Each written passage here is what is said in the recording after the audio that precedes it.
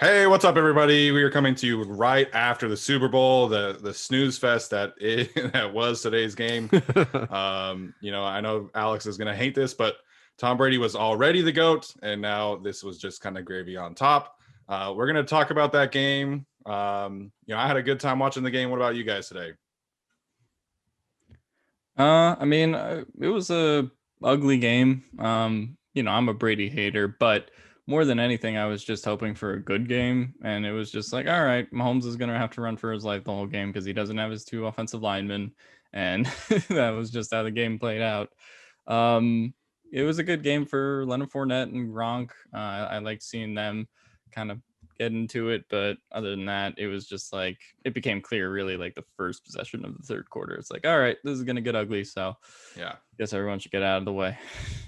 Yeah, wish it was a little bit more entertaining. All I can say is that I'm sitting here like the Willy Wonka meme going, tell me more about how you want to draft Jalen Waddle at 13 over an offensive lineman. Yeah. Honestly, Daniel Jeremiah tweeted it out and a bunch of other people too. The major takeaway for other teams is you got to invest in the offensive line because, the Chiefs had several chances last year to invest in, they could have taken an offensive lineman. Instead, they took Clyde Edwards-Helaire. They could have taken an offensive lineman, and instead they took Willie Gay Jr., the linebacker who wasn't playing tonight. And, you know, it's extreme circumstances, right? Because their two offensive tackles that normally start were both out today. But, having a first round draft pick to be able to step in for Eric Fisher would have been really nice tonight against, the Buccaneers pass rush. So, and there were some people tonight that were like, oh, what if Tom Brady chose the Chargers?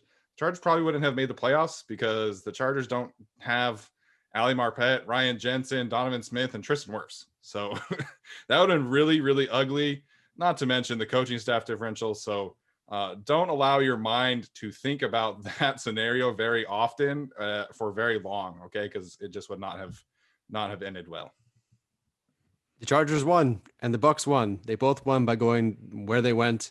Yeah. And I mean, you couldn't ask for more. Would have been nice to have a Super Bowl? Sure. Would they have won it with Tom Brady? Hell no. Would much rather have Justin Herbert on this team than Tom Brady for 2 years on this team. Yeah, I don't think there's any revisionist history of the decision to go to the Bucks. No. I mean, I was adamantly against it, when that was under consideration, just because this team wasn't a quarterback away. This team had a lot of more issues that they needed to fix. We saw those come to light during the season, and yeah, so they wouldn't have won with Tom Brady, and I totally think it's the right direction to go forward with Justin Herbert and hopefully draft an offensive lineman in the first round, like Tristan Wirfs this year. I think the Bucks picked Tristan Wirfs at 13 last year, right? Sure did. So maybe we got to get our own Tristan Wirfs this year. Yeah, I think they absolutely should. Obviously we talked about the Orlando Brown situation all weekend long. I don't think that's going to happen. I think the most likely thing is that Tom Telesco uses all 9 of his draft picks and probably should draft 3 offensive linemen at minimum and preferably 2 in the first 2 rounds. Yep. Because this offensive line needs a lot of work. So we have a fun show for you guys today. Obviously, we were just barely talking about the Super Bowl. We have 2 interviews. Obviously, if you are listening to us on YouTube, you already watched the Daniel Popper interview. If you haven't yet, go check that out. So we're going to transition to that now for our audio audience. So we had a really good time, Alex and I, interviewing Daniel Popper. And here it is, guys. Take a listen. All right, Alex. So any major takeaways from our interview with Daniel Popper that you can recall? Obviously, I know it was 4 days ago, but any thoughts that you want to mention here about that interview? Yeah, I mean, he properly took credit for getting the Kenneth Murray pick right. Yeah. He did take credit for that. The offensive line, that was a focus the whole interview. I felt like, going for that in the first round with the draft question. And I think he broke down the cap situation fairly well and sort of where they'll go. But yeah, a lot of offseason decisions, and I really enjoyed his article on The Athletic talking about just premiering everything the Chargers will have to do in the offseason. Yeah, really the big thing there is that people are expecting maybe instead of having the 175 or 176 million dollars, can maybe even get up to 185 or no, I'm sorry, 180 or 181. And so, the Chargers could be in good shape. Alex tweeted out, if it does get up to its highest point, the Chargers could have $30 million in cap space. Alex did a wonderful video on the Chargers cap situation on our YouTube channel.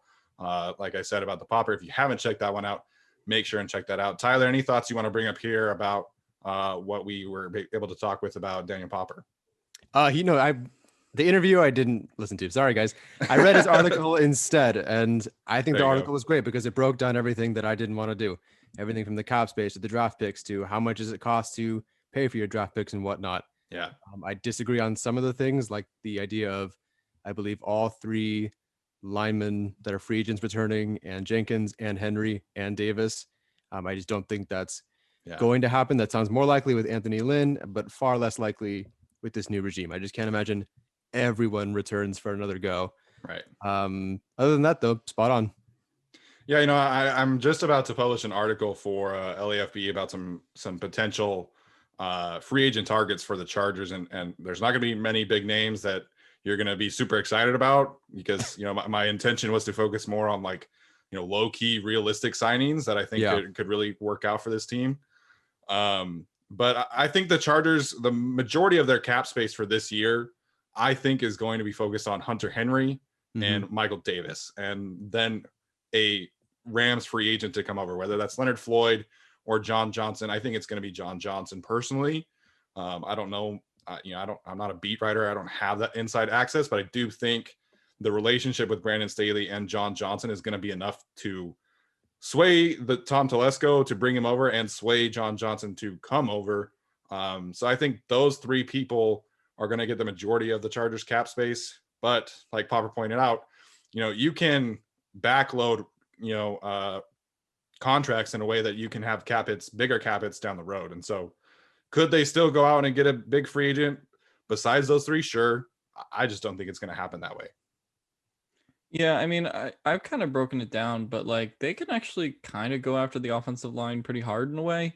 The two people that I brought up in my article were Joe Thuney and Corey Linsley, who are kind of like the top of the interior tackle class in this free agency.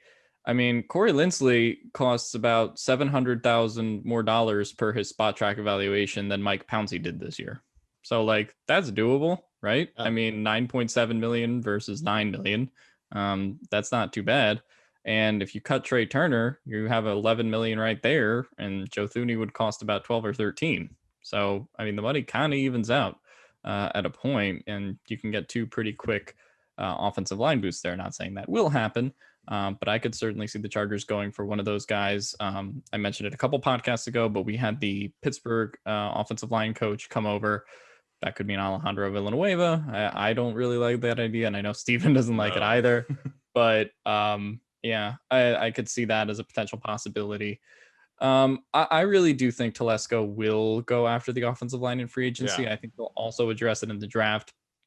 But, a lot of people go oh, well, Balaga didn't work out last year and Trey Turner didn't. But they can get off of Balaga's contract next year and they can get off of Trey Turner's contract this year, right? So it's kind of very easy to get back into that market. Other than that, with free agency, I think the interesting spots for them will be obviously what they do in the secondary, because they have to make decisions with Casey Hayward, Chris Harris, Michael Davis. Are all three going to be back next year? Is one of them going to be back? Right? That's a whole kind of carousel. And the thing that I think is interesting is maybe what they do with backup quarterback. I don't know if they're going to go with Easton Stick. I know that they kind of have let on that they're going to do that, but to me, I think you do need a better veteran backup, just in case something does happen to Herbert. If it's going to be Dan Feeney and Forrest Lamp and some of those guys coming back, you better have a better veteran backup than Easton Stick.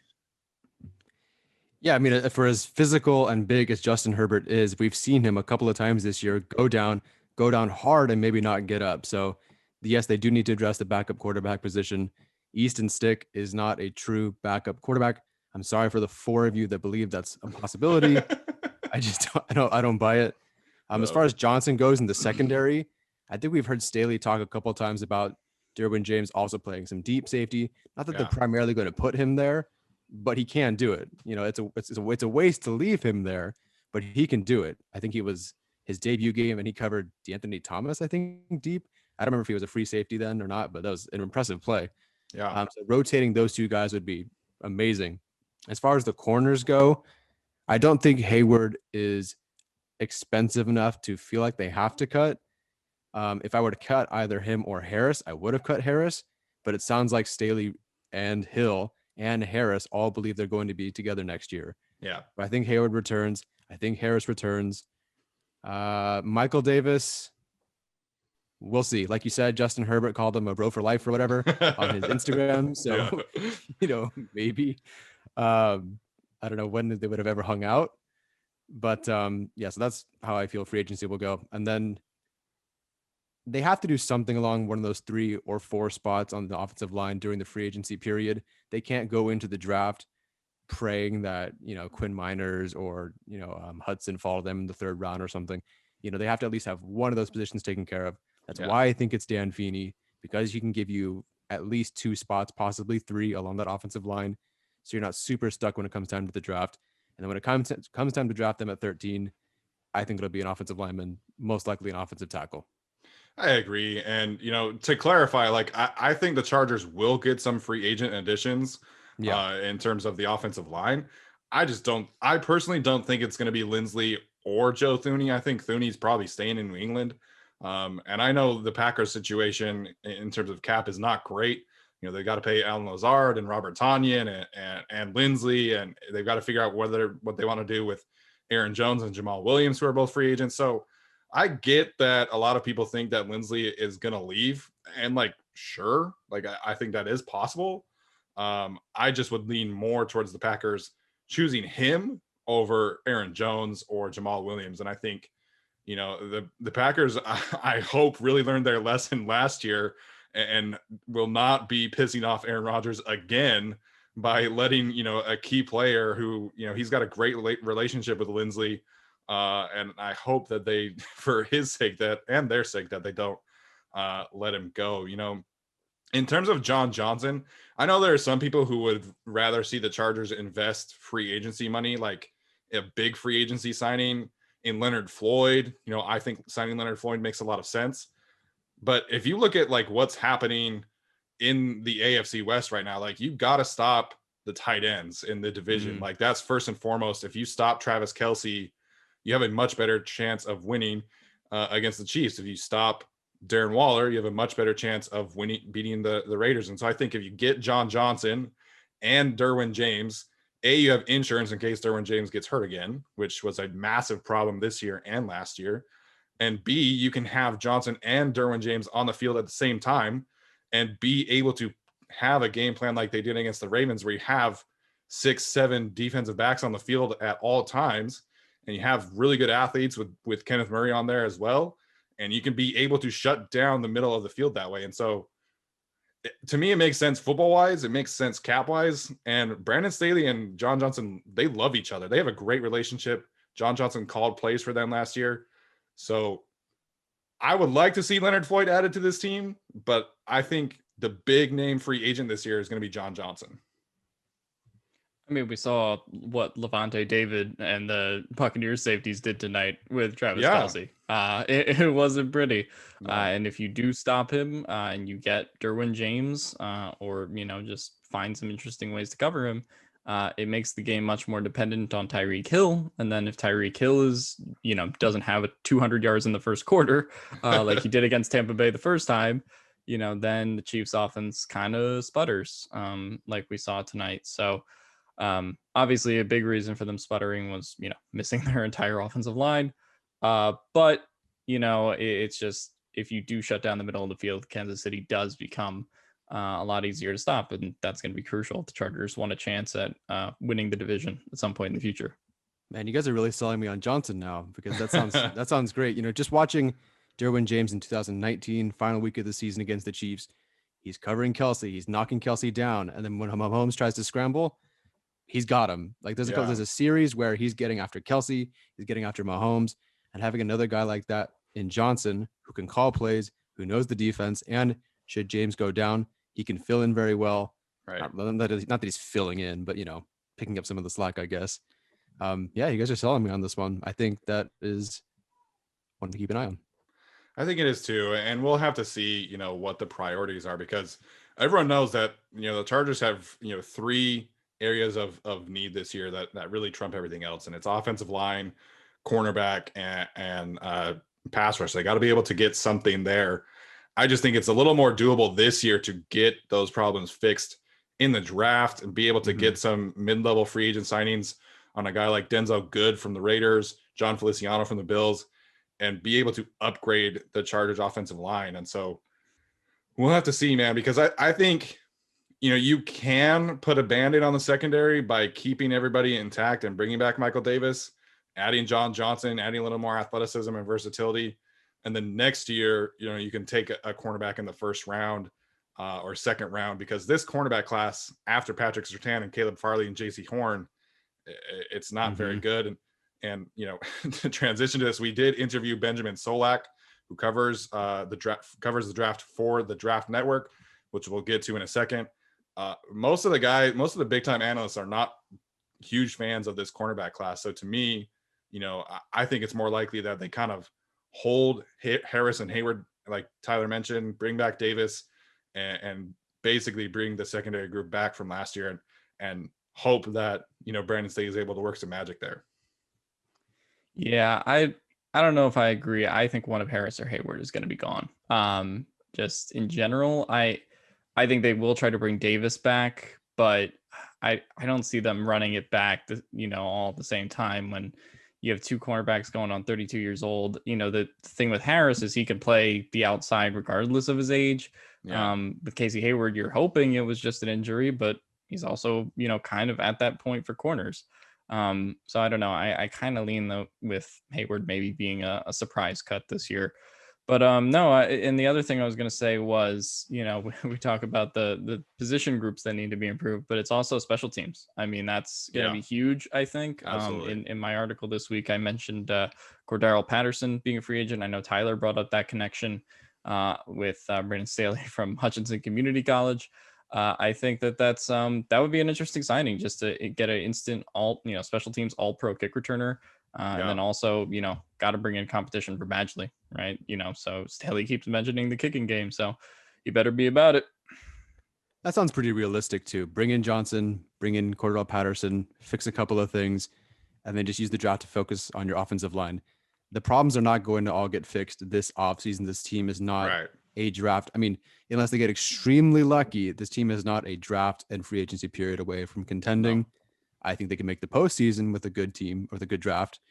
But they need a couple of off seasons. So if this off season is about some tweaks in the return game, getting one prize free agent, bringing some guys back, and then just upgrading the offensive line, that's a step forward. They will probably do better than 7-9 if they just focus on those things. Yeah, absolutely. And everyone's going to make the connection from what happened tonight. The Super Bowl next year is in Los Angeles. Don't get your hopes up. It's not happening. I don't want to be a dream crusher, but be realistic about your hopes for this season. If the Chargers improve on 7-9, that's a fantastic opening season for Brandon Staley. So we'll have to see. But before we get to the Benjamin Solak interview, there were two pieces of news that we got to cover this week. The first one is that Justin Herbert officially won Rookie of the Year. Vikings fans can weep all they want. I saw a bunch of bullshit about how Justin Jefferson had an elite season and Justin Herbert was an average quarterback. Well, all you can suck it, because Justin Herbert is the offensive rookie of the year, best rookie quarterback in NFL history. And I don't care who disagrees with it. The facts are the facts. Justin Herbert deserved this award, and I could not be happier for him and the Chargers because of what happened on Saturday night. Yeah, I mean, it has been funny to see PFF consistently post like, "Oh, he was actually our 14th ranked quarterback." Yeah. Like, all right. Okay, guy. But I thought he totally deserved this award. Just the season he had. I keep saying it, but he made this team so much less miserable to watch than it would have been. Better, yeah. And yeah, just some of the games he had, some of the plays he made with his arm. Just the fact that he had a game against, the Super Bowl champions where, he was going back and forth with Tom Brady, in that same stadium. So it was great to see him win the award. And I totally think Justin Jefferson, if they had picked him, would have been deserving. I mean, he had the best statistical receiver season since Randy Moss. Absolutely. Great games. But yeah, I personally leaned Herbert over Jefferson for the award, just because, quarterback is the harder position to play. And also, Justin Herbert got thrown into this whole thing in week 2. He always kind of came from a disadvantaged position this year in terms of preparation. So what I thought he did was just another level of impressive. I think you could look at 9 of the last 10 years, and I think Justin Jefferson probably would have won Rookie of the Year, just based on what he did. But yeah, I don't think there was any denying Herbert this year. The way that people are trying to break down this award and the season that he had. Okay, so Baker Mayfield just broke the touchdown record 2 years ago, whatever it was. Yeah. And so that just makes Herbert's less impressive.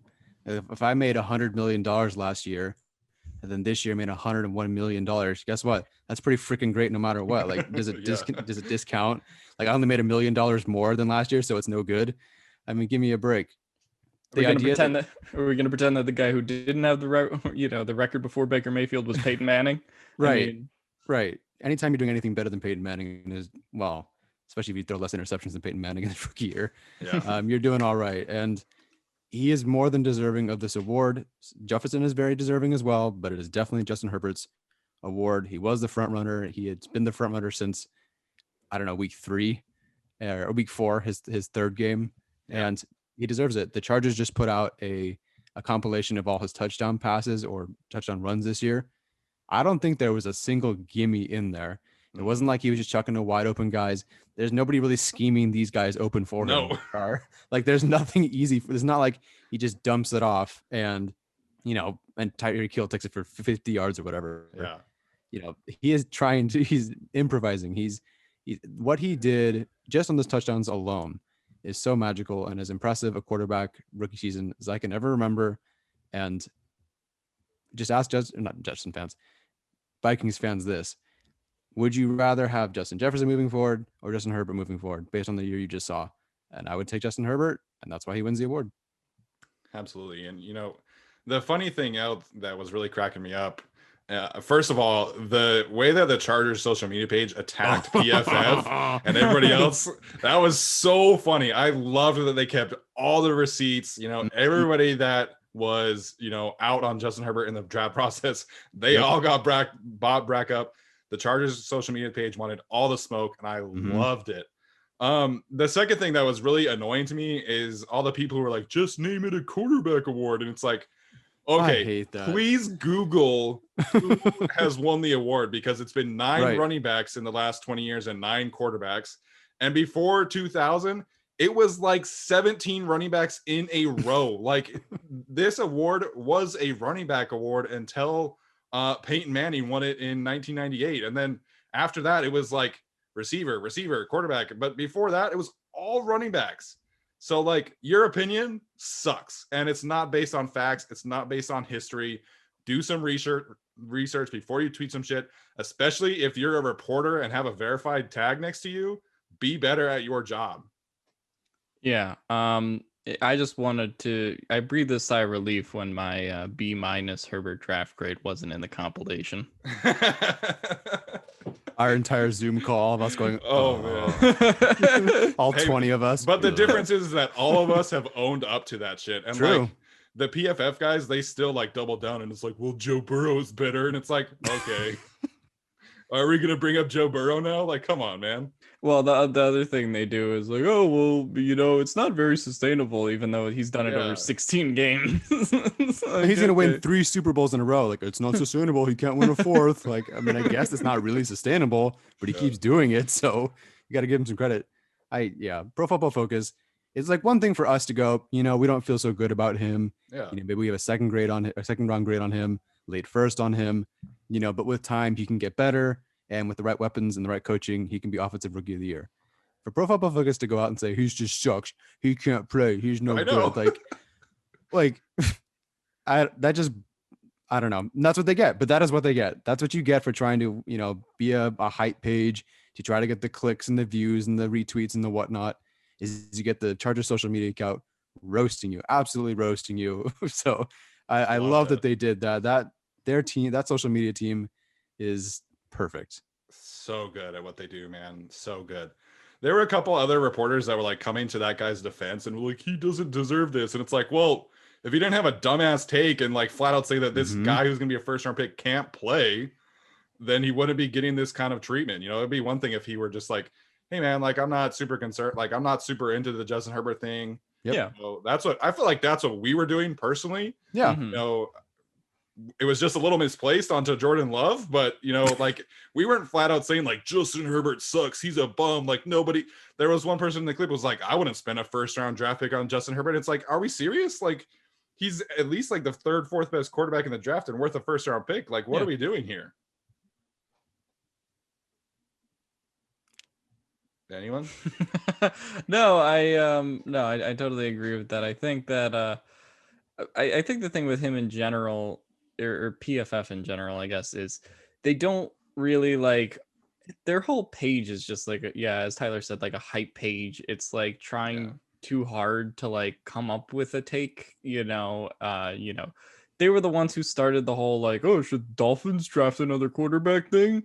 It's like, no, they shouldn't, because they just drafted Tua, and the NFL works as you develop a quarterback over time, and they put out these ridiculous mock drafts. But I just hope that page becomes a little more sensible and stops trying to be, football nerds version of First Take. But unlikely. I don't think that'll ever happen. I don't think that'll happen. And unlike First Take, credit to Stephen A, because he actually has charisma, because none of those guys on PFF have an ounce of fucking charisma. That's so true, man. I don't know how people listen to their podcasts. Like, I respect the amount of like work that goes into grading and like putting the pressures up and the stats, because like I watch the Chargers game, like I watch one Chargers game, and sometimes I put out clips and stuff like that, but if I don't watch any clips and I'm like taking notes, it takes me like 2 or 3 hours, like if I really sit down and analyze it. So like I respect that part of their job, but it's just like when they go on their podcast and dedicate an entire episode to whether or not the Jaguars should draft Zach Wilson instead of Trevor Lawrence. Just I don't know if they did that, but that's like the kind of thing that I think they would do.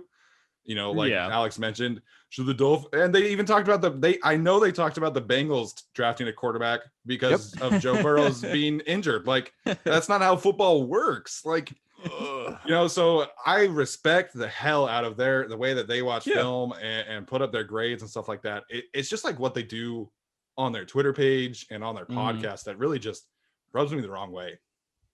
Yeah, like for Justin Jefferson, retweet for Herbert. Like, you know what you're doing. You're not stupid. Yeah. Get the fuck out of here. Yeah. All right. So enough with the PFF hate, I guess. So the other thing that really happened this weekend, and then after this, we'll get to the Benjamin Solak interview. The Chargers have had their brand new coaching staff post already, and these guys haven't even been in the facility. Like, Joe Barry, I don't even know if he stepped foot in the Los Angeles facility, and he's already going to be the defensive coordinator to the Packers. I don't know what Brandon Staley is going to do at linebacker coach now. There's not really many other built-in relationships that he can go poach. So this is going to be interesting. What do you guys make of Joe Barry leaving before he even gets here? Yeah, I mean, it was definitely a little bit surprising. I didn't expect him to get a job that fast. It seems like Green Bay was really interested in Jim Leonard, the Wisconsin defensive coordinator, and then that fell apart, for whatever reason. But so yeah, I guess Wisconsin is a safer job than Packers defensive coordinator, where the expectations are quite a bit higher. Yeah, so I did not expect him to get poached in the way he did. But, it's something that could have happened very easily next year, right? Where he would have gotten a promotion to defensive coordinator if he had a good year in Los Angeles. So, I mean, it's not the worst thing in the world. I still would have liked to have him just to see like, oh, what can he do with Kenneth Murray and Yeah. some of the talent on the Chargers and Drew Tranquil, right? Because I think strictly in terms of talent, I think the Chargers have more interesting guys than the Rams do. But, Joe Barry was a guy who got the best out of, guys like Micah Kaiser, and sort of some of those Rams linebackers in general. So I think it's going to be interesting to see what direction they go in. I don't know who they can really get for a replacement. I know Steven mentioned John Pagano on Twitter, which would be interesting. He's And currently... that did not go over well. Chargers fans did not like that. Just the linebackers coach, guys. He's currently in Denver now, right?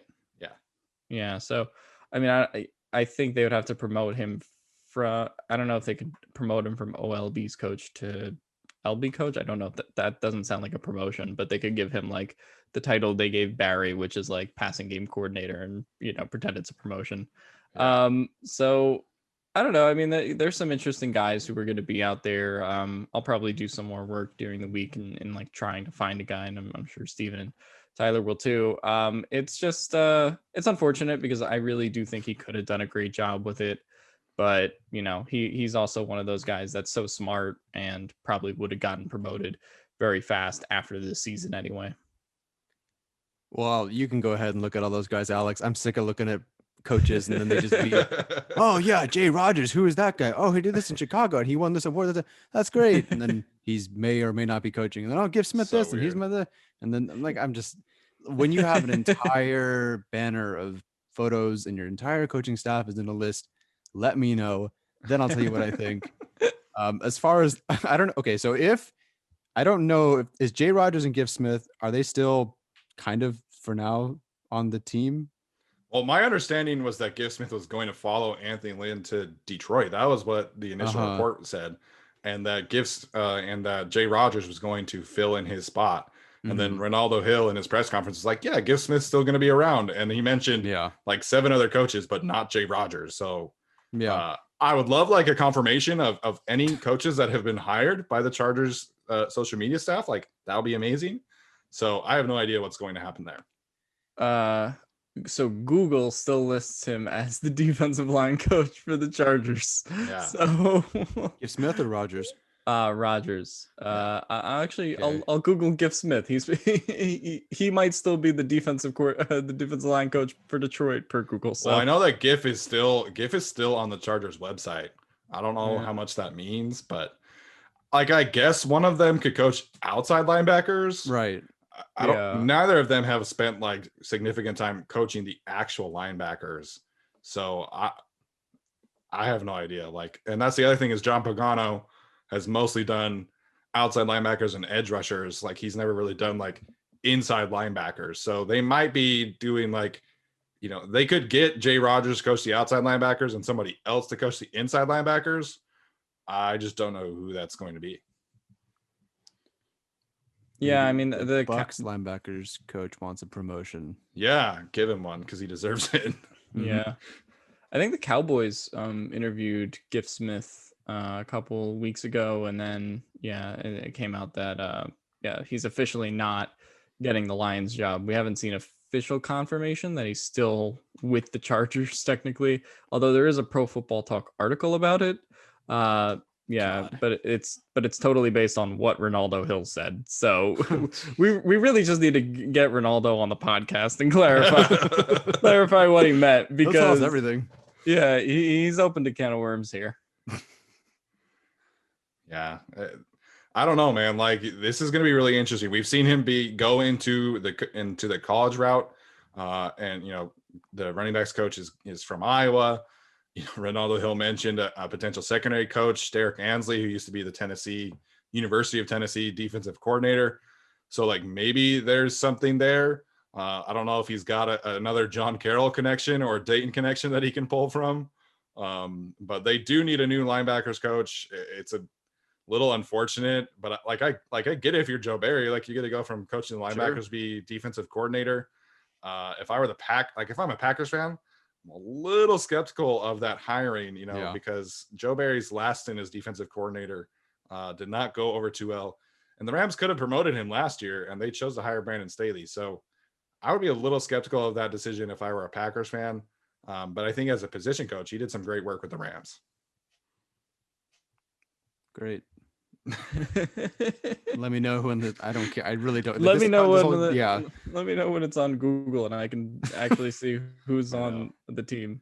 Whoever's Wikipedia's page I need to search, like, just let me know. Yeah, I know. Honestly, like, I totally understand why they were a little secretive about, Brandon Staley's hiring. Sure. But, like, can we get some confirmations about some position coaches, please? Like, we'll see a Sports Illustrated reporter be like, oh, so-and-so is going to coach such and such position with the Chargers. And then, okay, cool. Like, sounds good to me. But, like, can we get some confirmation, please?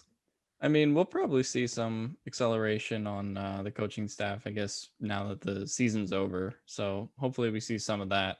And I'm sure we'll see some rumors percolate throughout the next couple of weeks right before free agency starts. Yeah. I'm sure Schefter already has the Wentz bomb in his drafts. But, we'll see how this all unfolds. I'm sure it'll pick up soon. I did just Google George Stewart, and it still says he is the current assistant head coach and offensive analyst.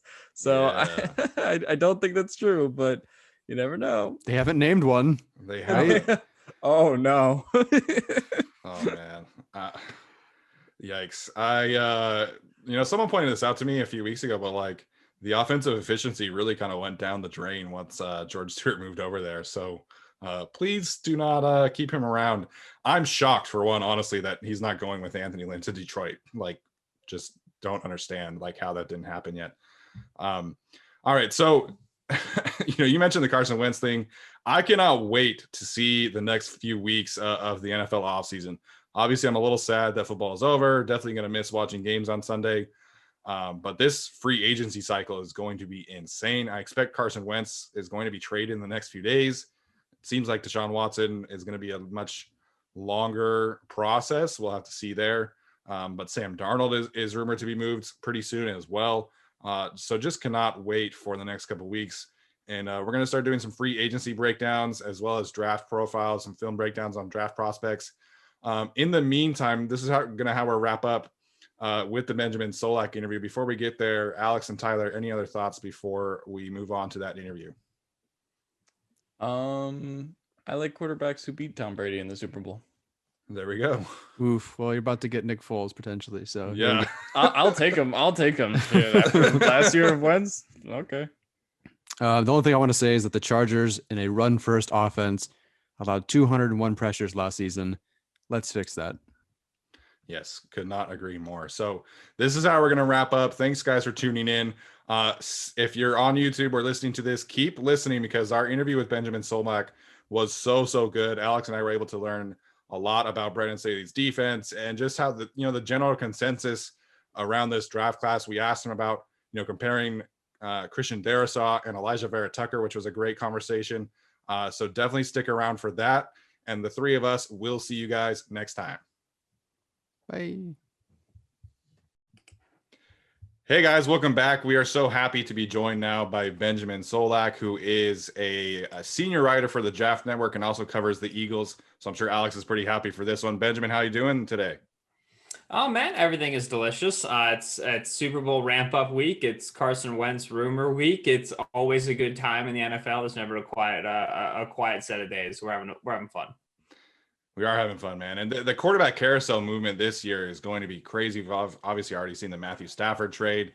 What did you make of that trade for the Rams and for the Lions in general, and just your general thoughts on the quarterback movement this offseason? Yeah, Rams Stafford was really it's an interesting one. When we talked about it on the Locked On NFL Draft podcast, which is one of the pods that I do, we like to say who won the trade, and with the Lions-Rams trade, you can definitely say the Lions won it. I don't know if you can say the Rams lost it. I don't really know how to calibrate to what the Rams did, right? The Rams are kind of in uncharted waters and have been for a bit with how aggressively they move on from contracts they no longer want, how willing they are to take on dead cap hits. We don't really yet know how to calibrate to that. We know they're making the playoffs. We know they're competitive every year, so they're probably doing something right. But it's interesting to think about how long this thing's going to stick together. the Lions did the right thing. Stafford said, I want to go compete somewhere warm. And they were like, yeah, we get it. They were able to not only sell Stafford for good value on who I think Stafford is as a quarterback, but then also recoup even more by taking on the Jared Goff contract. That's exactly how you want to do it when you're on a multi-year, arc. Think about the Cleveland Browns with the Brock Osweiler trade a couple years ago. Be willing to take on bad contracts, be willing to take gambles on some young guys. Maybe Goff is something for them, probably not. But if he's not, they've got 2 extra firsts and an extra third. You know what I mean? That's how you build it out. So kudos to the Lions, kudos to that organization there. With the Rams, I mean, they're the leader in the clubhouse for the most interesting team in the 2021 season, because this is as much of an all-in chips push as we've seen in the league in quite a while. Yeah, I mean, you mentioned the Goff trade. Obviously, Wentz could be traded in the next 30 minutes. We don't know. That could be a chip to fall. Stafford, as you mentioned, all getting shipped. Potentially Watson. Who knows? But there's been a lot of movement and just a lot on the quarterback carousel in general. So how do you think, I guess, quarterback contract extensions maybe sort of reset going forward with the Goff and Wentz type deals that they got? How do you think that will shift around the league and maybe in a future where the Chargers have to extend Justin Herbert at some point? Yeah, it's a warranted question. My best answer is I really don't think it changes much. I mean, if anything, we're going to learn that you can sign a Goff extension and then move on from it in 2 years and not lose a lot of football games in doing so. If anything, we're going to learn that you can sign a Wentz extension and then still get a first-round pick for it, despite the fact that he played worse ball than pretty much every starting quarterback in the NFL last season, which is how it looks like this trade market's going to develop. When you have a quarterback who's potentially a franchise quarterback, and I'm speaking to you, Houston Texans, there's little you can do wrong in terms of giving that guy money and in terms of building around him, right? Like that is, as of right now, the silver bullet in the NFL. If you have that player, you're competing. If you don't have that player, you don't. End of story. So you got to invest in that guy. When the Rams signed the Goff extension, they were right off the Super Bowl. When the Eagles signed the Wentz extension, they had the Super Bowl in 2017 and then 2018 when he was banged up and everything. But this was they had the high caliber play from those players, and they wanted to see how long they could stretch that out. Both bottomed out, and both are going to get moved on from. The Rams, because they've been a well-managed and a well-coached team, are going to be able to take off from that and still make the playoffs next year, still be successful. The Eagles, not as well-managed, a lot more cap and a lot of other players. They're going to have to take a year reload, but there's a chance we see the Eagles with Justin Fields, Trey Lance, one of these young quarterbacks off of their number 6 overall pick, using extra capital they get from Wentz. Those early reloads don't indicate to me that you shouldn't sign big extensions. They rather indicate that when you do sign big extension and it goes poorly, it doesn't debilitate your team the way we previously thought. Yeah, that's a really good point. And it obviously will be interesting to see how that pans out. But obviously this is a Chargers podcast, so I want to get your thoughts here. You just wrote a great article comparing Rashawn Slater and Penei Sewell and kind of breaking down how those two compare for teams at the top. It's going to be fascinating to see where those two end up. It seems like the general consensus for the Chargers is choosing between Elijah Vera Tucker and Christian Darrisaw, although I myself love Samuel Cosmi. How would you, if you had to go, obviously not at length like you did in your article, but how would you compare Elijah Vera Tucker and Christian Darrisaw? Oh, good players.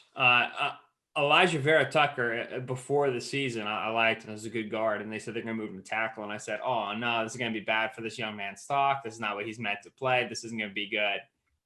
He's good, man. That tackle take was awesome. He really exceeded my expectations playing tackle for the Trojans. I think that Elijah Vera Tucker is the best realistic target for the Chargers, full stop. Darrisaw doesn't have guard experience. He's a tackle build. He's got the length. He's got the height. He doesn't have a ton of mass to him. You could do it if you wanted to. But to me, I think Vera Tucker has the experience at guard and tackle. That is not to say that the Chargers should take a guard and not take a tackle. Rather, it is to say there are so many gaps on that line, right? Sam Tebby, you want to be able to replace or improve upon. Forrest Lamb, Dan Feeney, you want to be able to improve upon. How much can you trust Trey Turner and Brian Bulaga to put together 16-game seasons? These kind of issues, right? Yeah. You need to be able to bring in a guy who can potentially start at multiple spots on that line, much like the Dolphins did in their past draft. Right? They bring in Robert Hunt and they say, all right, He might be a guard for us, might be a tackle. We're going to figure it out when we get there. He ends up playing tackle with them, plays it pretty well. And here they are next season saying we could still take a tackle if we wanted to and push Robert Hunt to guard. That versatility allows you to piece together your best starting 5 line when you know you need to improve upon multiple spots. That's a great So point. I like Vera Tucker for the Chargers in that way. With that said, I wrote the Sewell v. Slater piece. I will probably have a higher film grade at tackle for Darrisaw than I will for Slater. The league is clearly nuts on Slater. I don't think Slater's going to be there when the Chargers get on the board. If he is, great option for the same reasons with Vera Tucker, can play guard, can play tackle, whatever. But Darrisaw has ideal build, unbelievable climber to the second level. A lot of the strengths of Slater are also strengths of Darrisaw. Darrisaw is just a more traditional size, and you can put more mass on him. Slater's not going to get heavier than 310. Darrisaw's already 310. You can put more on him if you wanted to. And so if you want to have tackles with big bodies, Darrisaw is going to give you that ability that Slater doesn't. And so to me, if you're dedicated to improving left tackle, Darrisaw enters the conversation. But if I were Tom Telesco, I'd want that versatility. I'd want that guard tackle interchange. And to me, that's Elijah Vera Tucker all the way. Yeah, so I mean, we talk about some of the draft picks the Chargers can do. I remember you tweeted about the Chargers defense, about the potential to put Derwin at star. Obviously, that's very appealing. Maybe you put Nasir Adderley deep. Who do you think are some of the other guys that could break out on this defense? Oh man, the player that interests me most beyond like the obvious sexy ones, now that Brandon Staley is the defensive coordinator there, is Kaiser White, because that star position that Staley plays, or that Staley used Ramsey with the Rams, actually, that star position that was popularized under him, is very similar to the position that Kaiser White played at West Virginia way back in the day. And this, remember, was like 2017. So this is when the league was like, safeties can play linebacker. This is nuts. You know what I mean? It was like, this was like a burgeoning idea. Kaiser White played that role, and accordingly, the league had some difficulty figuring him out. This was when the Chargers were they just started their kick of like, let's bring in a bunch of good 225, 230 pound athletes and just figure it out later, right? Like, we're going to bring in Derwin James, we're going to bring in Uchenna Nwosu. None of these guys actually have positions. We're just going to put them on the field and we're going to figure it out. And it's going to be great. Kaiser White has the ability to be for the Chargers defense, something the Rams defense never had, which is a really good coverage linebacker, a second level player who fills against the run, lines up in stack alignments, but can play in coverage successfully. When the Rams lost in the passing game, it's because Micah Kaiser and Kenny Young, weren't what you want. Troy Reader, they weren't what you want as pass coverage linebackers. So White can be that in a very big way. Nasir Adderley is going to be critical as well, because you rotate safeties in this system a lot. You line up in too high. One of those safeties comes down to the box. The other one doesn't. When we know Derwin James can come down to the box, no problem. We know that Derwin James can play high, no problem. We know Nasir Adderley can play high. That's not an issue. Nasir Adderley in the box is the question mark. And so when you look at the Rams and how they played their safeties, Derwin's going to take the John Johnson role and he's going to, ramp the sliders up to 11. You know what I mean? John Johnson was good. Derwin's not. Nasir takes the Jordan Fuller role. He was their primary deep safety. Fuller was very impactful in that role. Adderley, I think, is going to be successful there as well. But when he comes down to the box, Nasir needs to be a good tackler. He needs to be physical. And there are times where Adderley plays very fast and very physical, and there's times when he doesn't. And so that's going to be that important spot for Adderley if he wants to break into that safety rotation. Obviously, 3-safety system, Rayshawn Jenkins, you're going to have all that as well. But Adderley's role as a safety is critical in this defense. And the last question is, when the Rams needed to have number advantages, they just put Jalen Ramsey on a dude and then said, all right, we're going to cover the other guys with the other guys. Ramsey, you take this dude, you have no safety help, knock him out. Chargers don't have that player right now. And that's where guys like Caleb Farley and Patrick Surtain start entering the conversation at the top of the draft, is because if you can get a true corner one, a true man cover eliminator, it gives you a numbers advantage to other sides of the field. And that's what the Staley defense wants to do. It wants to use elite players like Donald and like Ramsey to win one-on-one matchups, cover tons of ground, and then that gives you extra numbers with your other defensive players to find advantages on the other side of the field. Yeah, it's a great call. And I was actually, going to ask about the cornerback position because, we'll have to see what they do with Michael Davis. I think they'll re-sign him, and I don't know if they'll have the fortitude to cut one of Casey Hayward or Chris Harris like they probably should. So if they do take an offensive lineman, maybe an edge rusher at 13, who are some, like second, third round corners that Chargers fans should be keeping an eye on? Because I think the general consensus is that there's the big two JC Horn, maybe, and then a lot of question marks. So who are some of your guys in terms of cornerbacks in the second and third rounds of this class that could be potential options for the Chargers? It's not a great day 2 corner class. It's a dense day 2 corner class. A lot of names. How much you like him is up for debate. So there are people who are really into this corner class after Surtain and Farley. I'm not one of them. It worries me.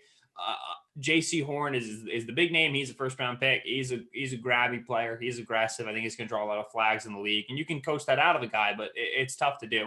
And then you start getting into your Georgia duo, Eric Stokes and Tyson Campbell, who played for the Bulldogs. Greg Newsome out of Northwestern. You're going to get Ifeatu Melifonwu out of Syracuse, Israel Mukwamu out of South Carolina. Like I said, a lot of names. Oof. I think your best bet if you look at what the Chargers did or the Rams, did successfully, it's impossible that Staley went from a Los Angeles team to a Los Angeles team. I cannot get the team name right ever no, when I'm talking about it. Darius Williams and Troy Hill aren't the biggest dudes. They're more fleet-footed. They lined them up in off alignments. They let them close downhill. That's more so going to be the mold of your Eric Stokes, of your Greg Newsomes. Greg Newsome, the second out of Northwestern, is probably my favorite of the tier 2 bunch of corners. I don't know if the league's going to like him as high as the Chargers' second round pick. Lance Zierlein just put him in the back half of the first round of a mock draft, though, which is usually a good sign that the league likes him. So Newsome's really good for that role. Northwestern would press him, but body type wise and play recognition wise, he's built for that. Eric Stokes, really good play recognition wise. Paulson Adebo out of Stanford, good in off cover, good in zone, good with his eyes in the backfield. So those are more the archetypes you're looking for. Again, whether or not they get valued at that Charger spot is tricky. We don't know how those guys are going to fall out. I don't think you'll see Ifeatu Melifonwu, Israel Mukwamu, Tyson Campbell, 6'2 plus, 32.5-inch, 33-inch arms.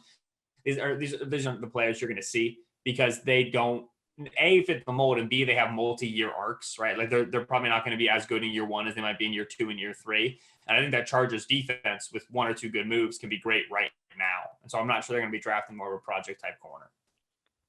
Obviously with the Chargers, we talk about corner, we talk about offensive line in terms of things that they need to fix other than the offensive line, because that's the one everyone talks about and everyone knows. Right. What is the area that you'd like to see this team fix the most? Ooh, other than offensive line, I'm worried about Ingram and losing him in free agency. This defensive line for the Rams, we talked about stealing numbers, right? Brandon Staley's playing a numbers game, pretty much everyone has defense. It was important that his defensive line was able to 2-gap, right? You have to be able to play multiple gaps on the line of scrimmage. That's what allows you to have light numbers in the box and still be successful against the run, which is exactly what the Rams were. Jerry Tillery ain't that player. Wasn't at Notre Dame, hasn't been for the Chargers. He wants to be upfield, he wants to penetrate, he wants to gap shoot. Linval Joseph has been that player, but he's older and he's got 1 year left. Melvin Ingram isn't that player. They like to line him up as a stand-up B-gap rusher, right? They put him in the line of scrimmage, twist him, stunt him, move him around. Rams rarely did that with their base alignments. They ran a lot of stunts, twists, and games, but they like to do it with down linemen, right? And then Leonard Floyd on the outside. So unless you're playing Nick Bosa like you played Aaron Donald and playing him sometimes on an interior rush, he's going to fill that Leonard Floyd role, and it's not going to be available for Melvin Ingram, who's obviously a free agent. So looking at what the Rams did on the defensive line, it's tough to find one-to-one matches on what the Chargers have right now in personnel. So I would say the biggest position I always think about with the Chargers that doesn't get discussed as a critical add, but will be at some point in the 1 to 2 year time frame, is interior defensive line and defensive tackles who can handle space. So I gave him Tommy Tungiai out of Ohio State in a mock draft in the second round once. I got yelled at. He'd be great. He'd be awesome for them. Yeah. Now that no one's here to yell at me for it, because the podcast comes out after I'm done talking. Like that sort of a big body defensive tackle who can control multiple gaps. That's going to be a need for the Chargers eventually. You can usually get those players on the cheap. You don't have to spend a second round pick on them. The Rams had Sebastian Joseph Day, who was a 6th round pick. Morgan Fox, who was a late round pick. You can get those guys late, but they're very valuable to what the Rams did under Staley. The Chargers will need such players in Los Angeles as well. I was going to say, what would you think about if they let Ingram walk and then signed Leonard Floyd, which has been sort of the rumor permeating around the Chargers sphere? I think Floyd will be cheaper than Ingram, so I get it. Again, my question is, how are you using Bosa and Floyd. The Rams very rarely had like two traditional edge rushers on the field. They did on like third and longs, but you don't want to be building your team with heavy press free agents for third and longs, right? Yeah. Floyd, they would use Darnold as a 4-eye tech, as a 5 tech, so lining up around the tackle, right? Which Bosa can do. Lest we forget, like Bosa is big boy. He can line up inside the tackle and go take on a guard and be successful. Yeah. If you want to put Bosa in that Donald role, not all the time, but on pass downs, you can put him in that 4-eye role where he's lined up between the tackle and the guard, and then put Ingram/Floyd in that wide outside rusher role, go for it. If that's how you want to build it out. But you have to be willing to use Bosa in that way. I'm not sure I would be. I want to line Bosa out super wide as possible because Bosa's first step and his snap anticipation are bonkers. So you get that out of him. Now you need to start filling the interior defensive line. And then you don't have as much room to get value out of a Leonard Floyd or a Melvin Ingram. When you have a guy like Uchenna Nwosu, who is very similar like Obo Okoronkwo was for the Rams, he's not the same as Leonard Floyd, but he can line up in similar spots. I'd rather just stay cheap with Nwosu and keep that role filled with him, who I think is a talented enough player to play those sub-package snaps and then go spend your money elsewhere. So it's all about how you want to be dedicating resources here. The Rams knew what to do with Floyd. I mean, like they unlocked this kid. So if you go and you spend money on Floyd, they're going to get good production out of him because Staley knows what he is. It's how it affects the rest of the line that's interesting to me.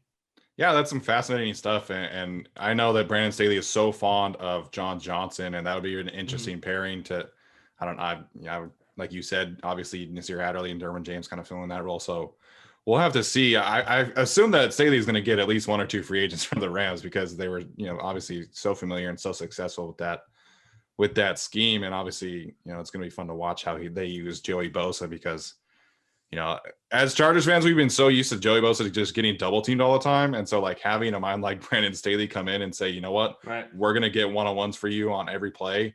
And it's just going to be fascinating to watch. I'm thrilled about the Staley hire. I was thrilled about the Dable hire, and then it was Staley, and I was like, I don't know how to react to this because this is also awesome, but weird that they didn't bring in Dable. Staley's legit. I think that Staley's going to be a good for the Chargers defense. I think he's going to be a good head coach. I like the way he thinks about football. Got to get offense right. You got a rookie quarterback. That's obviously critical, but I think Staley's going to be good for that defense. Going to be good for Bosa. Going to be good for the star players. I expect him to do well. Yeah, we do as well. And we're hoping for the best, obviously. And Benjamin, we thank you so much for your time. This has been an awesome conversation. Learning a lot about how Staley, is going to work this defense. And I think our listeners are going to enjoy this. So what can Chargers fans, where can they find you? What do you have in the works coming up in the next couple of weeks? Give us all the details there. Sure. Yeah. My NFL draft coverage is at the Draft Network, thedraftnetwork.com. So you can find all of our scouting reports. You can get access to the mock draft machine, pick for the Chargers, which is a ton of fun. We'll be doing, we got live shows going on. We got the podcast Locked On NFL Draft, which you can find pretty much everywhere. So we got, this is our season here, January to April is draft coverage. So we're excited to bring in on good stuff. I'm on Twitter at Benjamin Solak. And yeah, thanks for having me on, guys. I appreciate it. Yeah, of course. We thank you so much for your time, and hopefully the Eagles do well for your sake. I hope they're able to figure the situation. They're always interesting, and interesting means clicks, and that's what we care about these days. All right, Benjamin. Thanks, man. Have a good one. Yeah, take care, man.